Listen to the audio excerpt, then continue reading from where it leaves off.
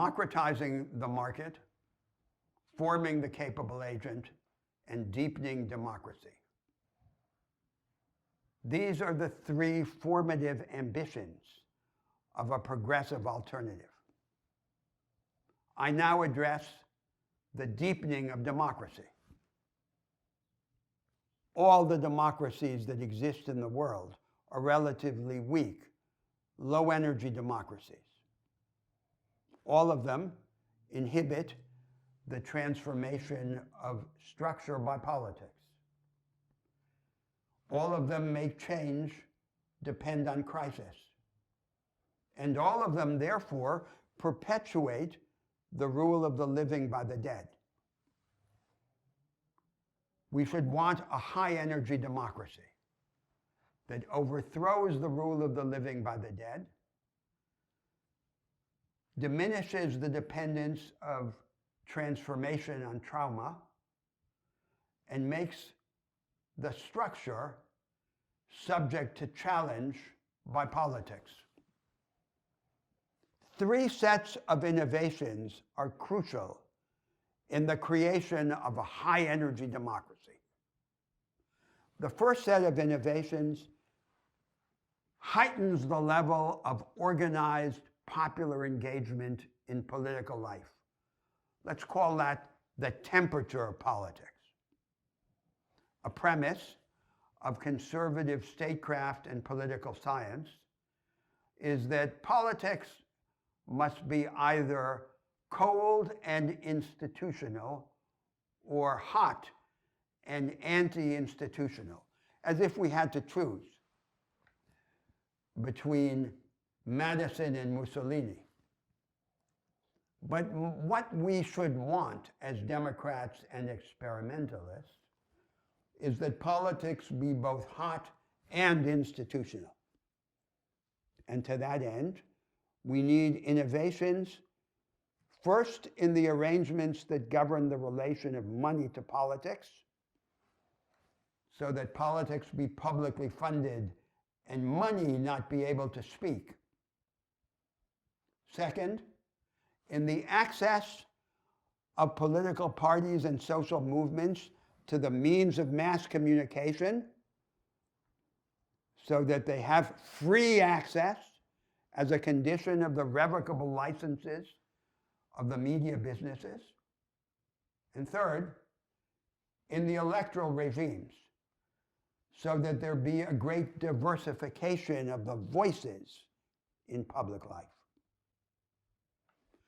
The second set of innovations indispensable to the creation of a high-energy democracy has to do with the pace of politics. We want acceleration. A philosopher of science said, the point in science is to make mistakes as quickly as possible. And that's what democratic politics should also be like. Consider the American example. The Americans think that there is a natural and necessary connection between the liberal principle of the fragmentation of power, many different sources of power and initiative in the state, and the conservative principle of the slowing down of politics. But there is no such necessary connection. We can affirm the liberal principle of the fragmentation of power, but repudiate the conservative principle of the slowing down of politics. For example, we can allow either of the political branches under a system like the American to call early elections in the presence of an impasse between them. The branch that exercises the constitutional prerogative of breaking the impasse would have to pay the political price of running the electoral risk, because the elections would always be bilateral for both branches. And in this way, we could transform the regime into a device for the acceleration of politics. There's no need to make political freedom depend on the stagnation of transformative practice. The third set of innovations in the arrangements of democratic politics has to do with the relation between the central government and local governments under, for example, a federal system. The central government should be capable of decisive initiative. That's the point of raising the temperature and hastening the pace. But we should allow the local governments, under certain conditions, to secede from the predominant solutions and to create counter models of the national future. They should be able to apply for very wide rights of divergence, so long as this divergence is not used to entrench some sectarian advantage, some form of subjugation or exclusion. A dialectic of experiments in the country is what we should expect from democratic politics.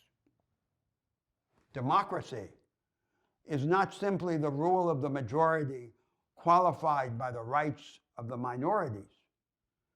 Democracy is a form of collective experiment and discovery that allows the living to reimagine and remake the structure and to rise above it.